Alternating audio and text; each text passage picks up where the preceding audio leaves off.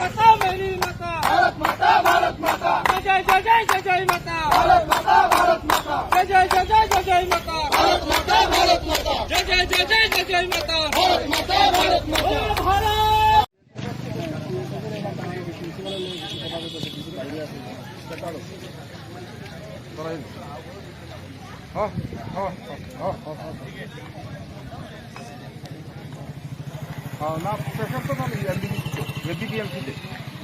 গতকালকে ফ্ল্যাগ লাগাইছিলাম, তো গতকালকে আমাদের টিআইএসএফ ফ্ল্যাগ অর্ধেক লাগানো হয়েছে, তারপরে আর অর্ধেক আজকে লাগানোকে আমরা আইছিলাম। তারপরে আমরা সম্পূর্ণ ফ্ল্যাগটা লাগানোর পর কয়েকজন লোক আছে, আমরা কয়েকজন লোক আছে, তারা মানে একটা মিস আন্ডারস্ট্যান্ডিং হয়েছে।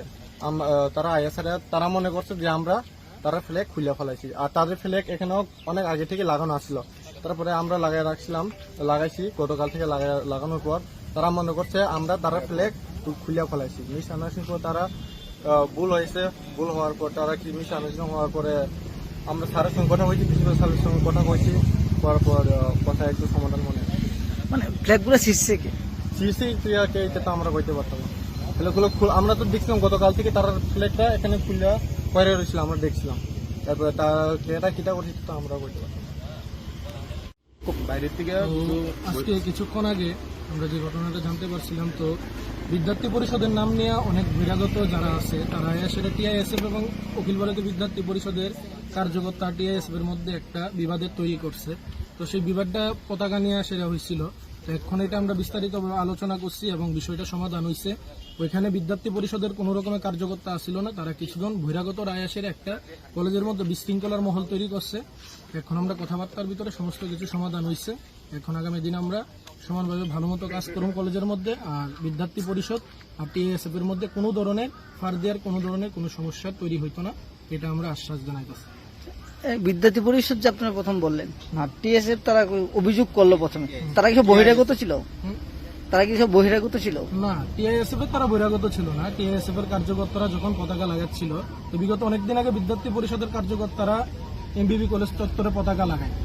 তো তৎকালীন পতাকা লাগানোর পর আমরা দেখছিলাম যে কয়েকদিন ধরে আমাদের পতাকাগুলি ছিঁড়া এবং পতাকাগুলি আমাদেরকে ফালাই দিচ্ছে।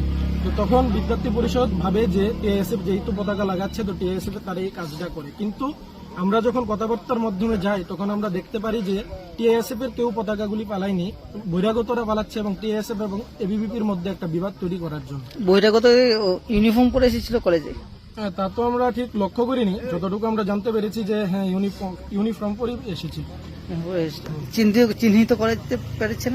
চিহ্নিত তো করতে পারিনি, আমরা কথাবার্তা চলছে এবং দেখবো আগামী দিন চিহ্নিত করলে সাংগঠনিকভাবে অবশ্যই কোনো পদক্ষেপ নেওয়া হবে। আইনত ব্যবস্থা কোনো কিছু? আইনত ব্যবস্থা এখন কথাবার্তার মাধ্যমে এটা সমাধান হয়েছে। আগামী দিন যদি এরকম কোনো কিছু হয় অবশ্যই আমরা আইনের একটা আশ্বাস নিই। আপনার তো বিদ্যার্থী পরিষদ না? হ্যাঁ। আপনার পরিচয়টা? শুভ্রদীপ সরকার, আগরতলা বিভাগ সংযোগ। ডাক দিয়া যে তোমরা এটি লাগাইতেছো, আমরা ঠিক কিছু করে এটি লাগাইলো, তার আমরা কোনো লাগাইতো না। তোমরা গীতা করতে পারবা প্রতিশ্রুতি দিয়েছে তারা।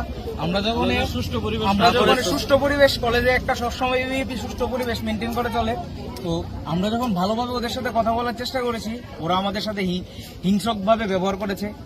আমাদের কিছু কার্যকর্তাকে বাঁশ দিয়ে ভয় দেখানোর চেষ্টা করেছে, ধমকি দিয়েছে, যে ওপেন ধমকি দেওয়া হয়েছে যে আমরা সরাবো না, তোমরা কি করবে করো না, আমরা তোমাদের ফ্ল্যাগ খুলেছি, আমরা লাগাবো না। আমাদের ক্ষমতা জানো না, আমরা পুলিশ অফিসার সামনে এসে আমাদেরকে ধমকাচ্ছে। পুলিশ অফিসার সামনে ছিল যখন আমাদেরকে ধমকাচ্ছে, খুদে আমাদের উপরে চলে আসছে। আমরা রাষ্ট্রবাদী সংগঠন, আমরা সবকিছু আমরা এই সমস্ত জিনিসগুলো বিশ্বাস করি না, আমরা ছাত্রদের স্বার্থে কাজ করি, তাই আমরা একদম এটা নরম ভাবে বা বলা যায় যে আমরা সুষ্ঠুভাবে এটার বিচার চাই। আমরা কোনো বেজাল বা মারপিট এই সমস্ত কিছুর ভিতরে আমরা বিশ্বাস করি না।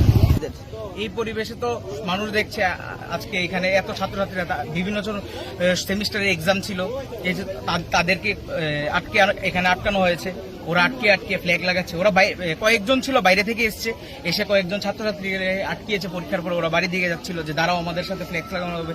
তো ওদের তো পড়াশোনারও ক্ষতি হচ্ছে।